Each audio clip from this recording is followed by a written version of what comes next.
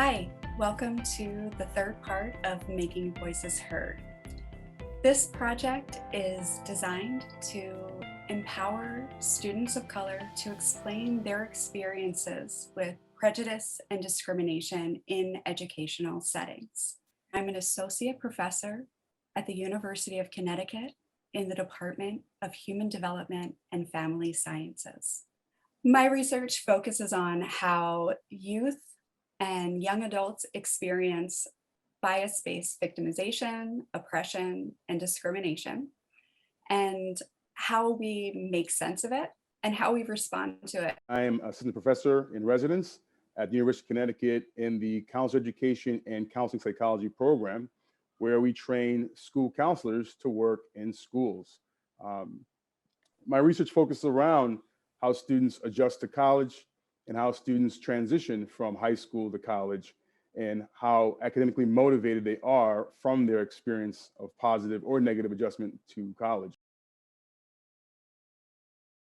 It is without a doubt that our students of color are experiencing racism, prejudice, discrimination on every form, covert, overt, in their daily educational experiences.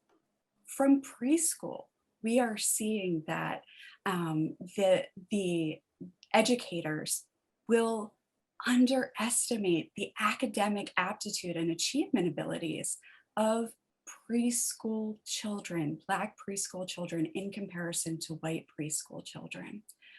This has incredibly detrimental effects. We see that there's incredible differences in terms of disciplinary practices, in suspensions and expulsions. In schools that are predominantly students of color, there's much more likely to be zero tolerance disciplinary practices. And we know that research shows zero tolerance disciplinary practices feed the school to prison pipeline. We know that students of color are in schools where you're much more likely to be arrested at school. And they're stereotyped as being aggressive, and that's why these things are more likely to occur. To add more to it, just interactions with staff. You know, I've heard students talk about being a student of color interacting with majority race staff, and it can feel like they're being talked to in a condescending way or talked at rather than talked with. I think we also hear a lot of students of color talk about not having a wellness check, meaning teachers typically don't check in with the students the way they would with white students. Like, how are you doing? And what are you up to? And do you need any support or help? Those are good ways to look at ways racism can exist in the school systems that we may not consider as racist acts, but if you're feeling it towards you, the student of color, it does feel racist. I think those are all great points. We've been mentioning ways that folks, particularly white educators, are actively demotivating or actively espousing racist beliefs about the academic inferiority of students of color.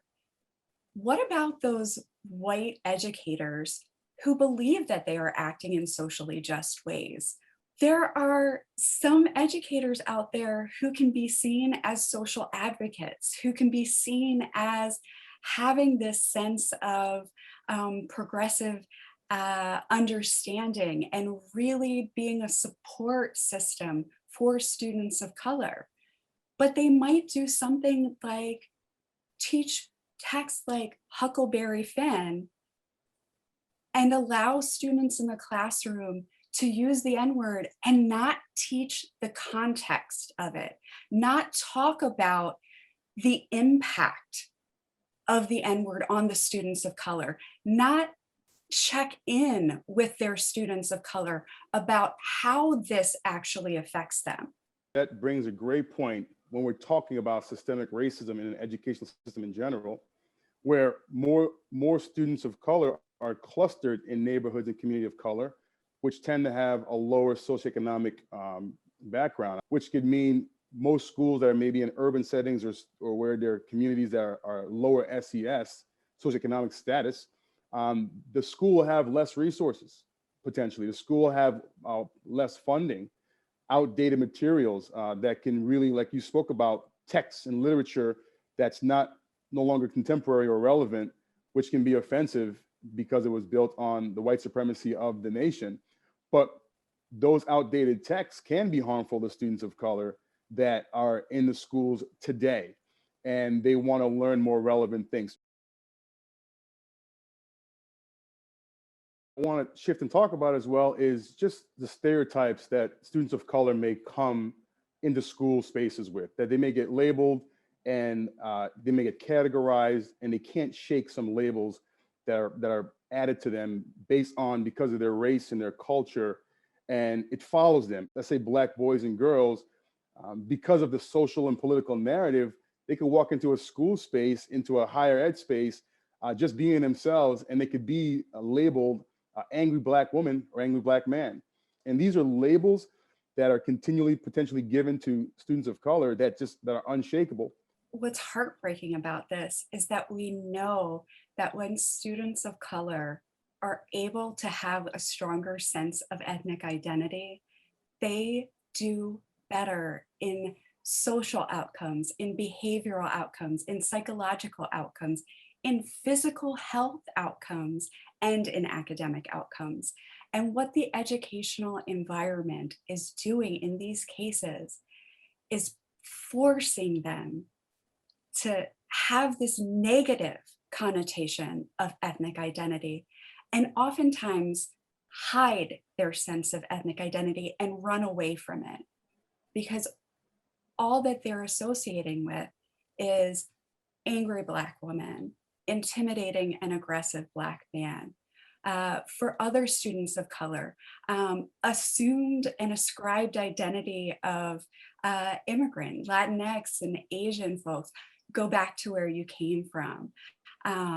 Always, regardless of where folks were born, and seeing this sense of if you're bilingual or multilingual, assuming that you can engage and you can achieve academically, regardless of the fact that we know cognitively, folks are actually better able to think abstractly and engage with more complex cognitive functions as bilingual and multilingual individuals. Schools has been built, as you mentioned earlier, by the white community, and they've been designed to talk about white history and white accomplishment. And very little adjustment has happened over the decades to include a more diverse curricula. So most of these academic spaces are, they can feel out of place for students of color. So if I'm visiting this school setting that I'm supposed to be at, then I don't know if I can engage in the school at a deeper level. I don't know if I want to involve myself in the band, in the arts, in the clubs and organizations, because potentially my peers will not look like me. And that could last for their whole academic career. And now let's say they make it to college, that's awesome. And now they go to a predominantly white college. Most colleges are predominantly white, Yeah. where there's a higher population of white students. So now you're in higher ed, you're planning for your career, you're training for your career, but you're being trained by someone of the majority race. So how can a little Black and brown boy and girl, or man and woman, feel like they can be that engineer, they could be that business person, they could be that lawyer, when there's very minimal representation at all levels, secondary level and in higher ed level, to make them feel motivated and feel like this is a space that they could be academically, professionally, and personally successful as well. It's a challenge. Representation is incredibly important. It's not to say that white educators aren't important and can't be meaningful in the lives of students of color, but it is necessary to have models. It is necessary to have folks who look like students, who have those same lived experiences. We know that the research shows that that's going to lead to higher enrollment in honors courses, higher sense of belonging, higher sense of achievement, whether that's in college or professional careers that they want to go into. If you see folks in those positions that you want to be in, that shows you that you can do it.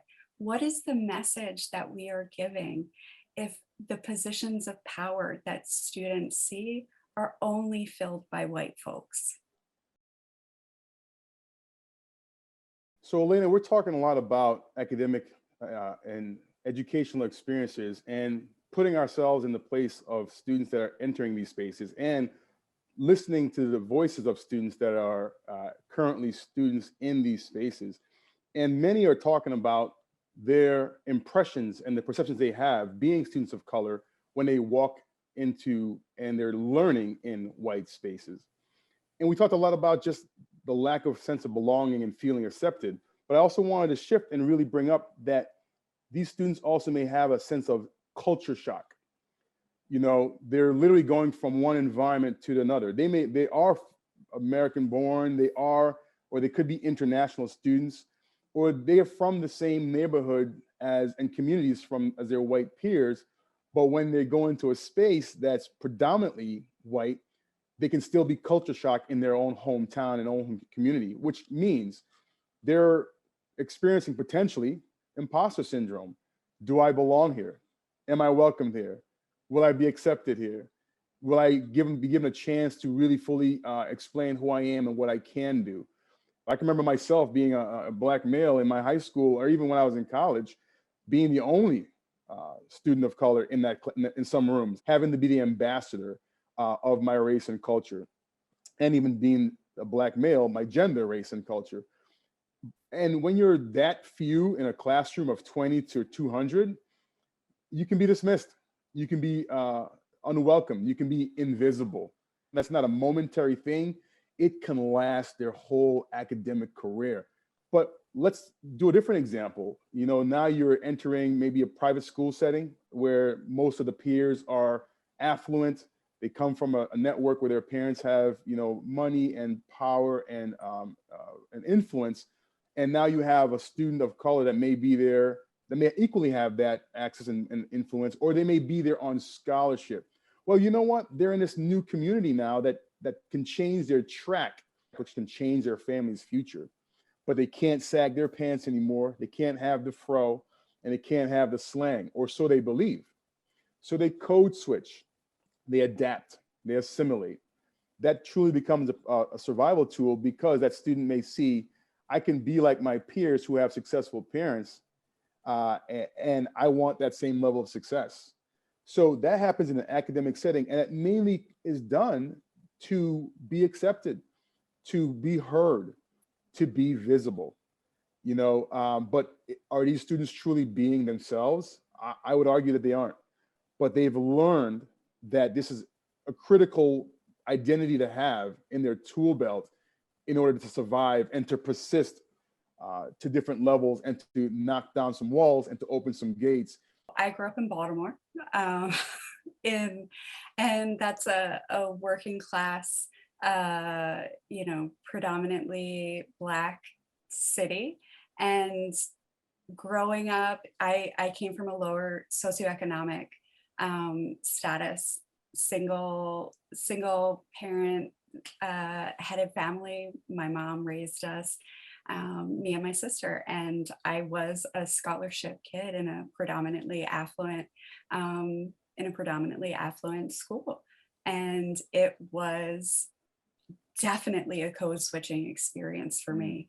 Trying my hardest not to be the one kid who grew up in the apartment where, at night there was a man who was naked and on drugs and banging down on all the apartment buildings. And there was, a murdered man found in the storage units below in the basement, things like that. Experiences that my other peers never had. Hmm. So it was incredibly different. And having to code switch in that way, um, but also recognizing the privilege that I had being a white person in my neighborhood, as opposed to the children of color in my neighborhood who were growing up, and understanding that they didn't have the opportunity that I had as a scholarship student going to the private school that I went to. The code switching not only comes out of survival, as you gave your story and my story as well, but it also is done to not confirm the narrative that's broadly advertised in history books, in the news, in media, and just traditional of American society that these individuals don't belong here. So you're looking at students that are trying to not be confirming of those stereotypes. So hence they code switch. They dress differently, as you said, talk differently, act differently in these white spaces, and that does is energy consuming, and it adds another level of mental health issues that takes away from academic performance. You know, Elena, what's not talked about quite often, but what we did hear from the students that are telling their stories is when they leave their school and they travel for sporting events or musical events or whenever they leave their home school, and the things that may be said to these athletes or these musicians or these actors that are visiting these schools. And it's so often dismissed by white students and white peers as I said the N word because we're competing, or I call them a racial slur because it was just to get into their heads to really make them not play well or mess up because our school is trying to win. They can feel oppressed by those comments. They can feel demeaned by those comments, and they can feel like don't they're unsafe. These student athletes are not safe anywhere where competition is happening. And I think what's also that we need to recognize is the fact that we're telling students of color that they don't belong in the white space of academics, that they should be athletes, that we expect them to be athletes. But then when they fulfill that role, we treat them with racism. That's how we welcome them into the role that we tell them that they're supposed to fit into.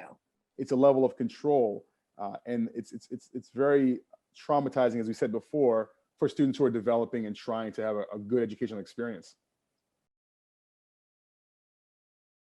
Now I'd like to talk about why educators and administrators in educational settings may be unaware of how to work effectively with students of color, and why they may be unaware of how to culturally connect with students of color. I think that some of it stems from white folks having a hard time at first understanding white privilege fully. Even when white folks come from harder backgrounds, they have privileges that are granted to them simply because of the color of their skin. And this can be really difficult for white folks who come from lower socioeconomic status backgrounds, who have other intersectional identities that are marginalized or minoritized identities, women, especially members of the LGBT community, and so on. Um, Also, what tends to happen when white folks learn about privilege and learn about hardships, truly are starting to learn about hardships um, of their students of color, there's this process of white guilt that comes in, the sense of really feeling an overwhelming sense of guilt over the hardships that their students of color have faced. And one of the things that we really need to do um, is focus on the fact that there is a difference between intent and impact. Even white folks who are trying to be allies think that even for those folks who are the allies out there and who want to learn, That lack of training and that ineffective training can lead to a fear of a lack of competency, which leads to a lack of confidence and intergroup anxiety. There's this sense of paralyzed inaction because they're afraid of making mistakes. We just don't want to do it wrong. And the fear of not wanting to do it wrong or being seen as racist leads folks to not doing anything at all.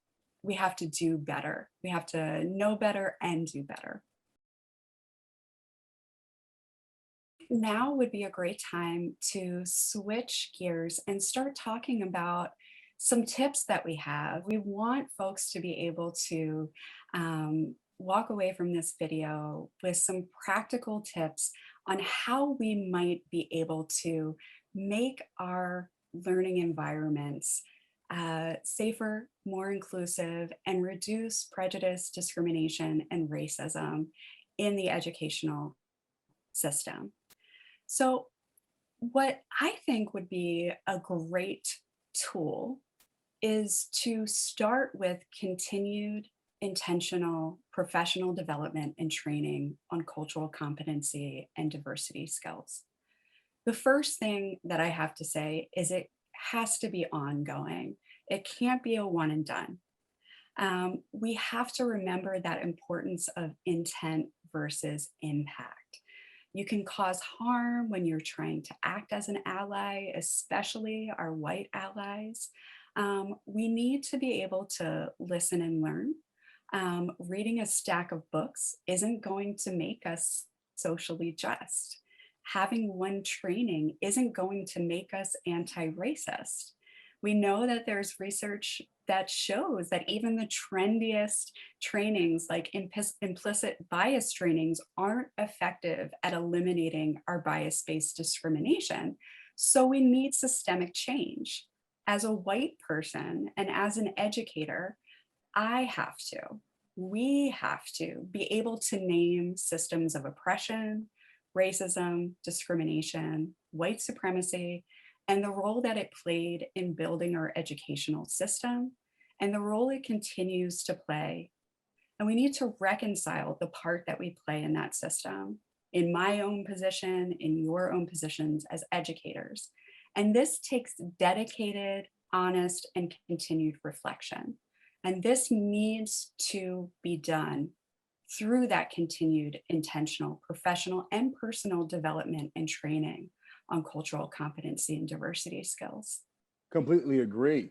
I'd also love to see educators really continue to expand their social base by gaining friends that are different from them, different races, culture, racial, and sexual and religious differences. They should consider diversifying their friend base, the conversations that they have, who they have conversations with, the materials that they read, as you mentioned, the music that they listen to, the stuff that they watch. Is it really just homogeneous in what you watch or in what you read and listen to? So that's a great simple step to start with, is try different foods. When you try different, then you expand your mind to be different. And then now you can then say, I know what something may feel like outside of my comfort zone. Hence, I can maybe now have a conversation with someone that's of a different race that may be in a white space and say, you know what, I can understand a little better what you are talking about feeling different. And it could be something because you tried different foods and different music. The word different causes you to understand people that will feel different. But I also wanted to put another thing forward where I think schools at the higher ed level and at the K to 12 level, I think higher ed is doing a great job with starting step by having diversity and inclusion directors and positions that are being implemented. I would suggest professionals and administrators looking at starting those task force in their own schools at a smaller level. It can be a faster, more responsive process when you have staff in the building who are dedicated and committed to this topic, to this this culture change. The idea is having boots on the ground in our school that's dedicated to this topic. We have the LGBTQ initiative where you have allyship. They've done a better job at the school level of developing allyships programs for students that need that support. I believe that this can also be done at a staff level.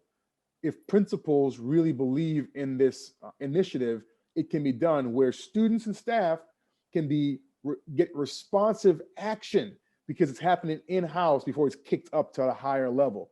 That way, students and staff can feel like this is an important primary issue in the school, to the community, to the population, which can increase belonging and increase acceptance among students and faculty of color. I love what you just said, and it hits to the heart of the research that I conduct on intergroup contact based on Gordon Alport's contact hypothesis. And what his hypothesis says is that when we engage in meaningful relationships with folks who are from different social groups from our own, that gives us the ability to reduce our intergroup anxiety and build our empathy. And that's going to lead to reduced prejudice about those other groups. And cross-group friendships are the #1 predictor of those intergroup contact relationships in reducing prejudice. And you're so right. That leads us to having exposure to diversity of experience, diversity of thought, diversity of feelings, and it goes on and on and on. We have shown that, and my research and tons of other researchers out there have shown, and this is particularly the case for white folks, that intergroup contact works at reducing prejudice. A big thing that got me to where I am in academia has been getting my non-cognitive needs met and being able to ask for things that I need that's not academic. Cognitive needs, studies have shown to be a great predictor of being able to finish school, do well in college. And cognitive needs are things such as GPA, parent socioeconomic status, high school rank. These are things that studies have shown if the student does well and their standardized tests like a SAT or ACT, their score on that, the study has shown that if they do well, then they're more apt to do very well in college. But that pans out a lot for predominantly white students. The studies have shown that when students' non-cognitive needs are met, we're looking at social network, staying connected with friends and family, emotional intelligence, having mentorship, or being connected to a faculty member, whether a teacher in a school or a professor in the college, someone that believes in them, and having community resources. Those are all non-cognitive. Those are all subjective things that actually does better for students of color in their persistence and in their graduation rates, and decreases their dropout rates and increases their retention rates. So this is basically saying, when you tap into the feelings of students of color, obviously every student deserves to have their feelings tapped into and feel cared for. But when you particularly tap into the students of color in a very collective way, they're going to thrive. So I would, #1, start by saying, if you're a student of color that's in this situation, that's you're confused and looking for a way to move forward, put one foot in front of the other, the #1 thing I will say is to seek mentorship and advising, and find a role model, a person that represents you, a person of color or a white person, anyone that believes in you, in your ability, and you could be yourself around them. #2, I would suggest them to connect with the community, some sort of network. So if it's a cultural center that can better educate you and make you feel welcome, both in the community, or studies have shown on college campuses, cultural centers make students of color feel very welcome, validated, and confirms and affirms their identity. And when those students who have deep salience with their racial and cultural background, they tend to do better academically at the higher ed level. And another point I want to add is getting involved with educational policy and reform. It sounds very big, sounds very heavy, but it really means, as a person of color, a student of color, you're allowed to attend board meetings that the district has in schools. You're allowed to attend university Senate meetings when they're talking about new policies for and climate for the school and the university campus. You can be an activist. You can speak up. You can engage in conversations around race with faculty and teachers. Though they may be uncomfortable, if you're comfortable with it, you can help train them be more comfortable with it. But it starts with getting involved in educational policy and reform by simply attending these meetings and having a visual and a vocal presence, which can be more empowering rather than feeling helpless and waiting for policies to be enacted upon you. I encourage you to continue to do things that affirms who you are. If it's a cultural thing, if that's an academic thing, do what you do and build that level of resilience. But also, if you are a high achieving student, don't be ashamed of that. Get those high grades and build that academic efficacy. Go to the academic camps. Go to the federally funded grant programs that help you give the step up. Go to private school. Do what it takes to continue to affirm your academic identity as a person of color and step out of the shadow of shame and into the light that's bright. And that can allow you to really say, this is who I am as a person of color. So when potentially microaggressions or overt racism comes at you, you have in your emotional bank what you're able to do because of your thick skin, and you have other things in your life that supports your academic identity and efficacy. So these are things I feel can be helpful. They were definitely helpful to me as a student of color growing up in being able to really navigate these white educational spaces where at times your voice can feel helpless or diminished or invisible, but there are things we could do to continue to raise the consciousness of what the experiences that are going on in these schools and systems. Thank you so much, Chloe. I got nothing to add to that. That was phenomenal. Like, I am empowered right now. Well, Lena, this is a topic that continues to be one that needs to be brought to the surface.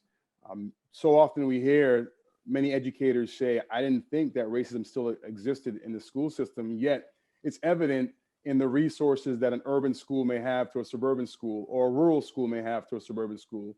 But now we're hearing the voices of students of color and their experiences with this racism and discrimination, and how it's deeply impacted them academically, personally, and even mental health wise. So this is a conversation that will continue. So we're hoping that this video helped to inform the audience, you, the viewers, and what's going on in your classrooms, in your educational settings and spaces.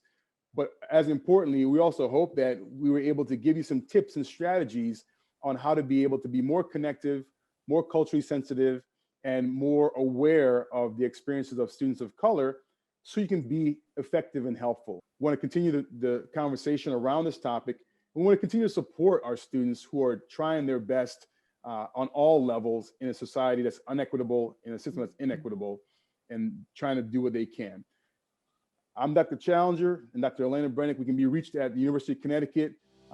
And to contact us, please look at our website at the university, and we'll be happy to continue this conversation or answer any questions that comes before you. Thank you for joining us.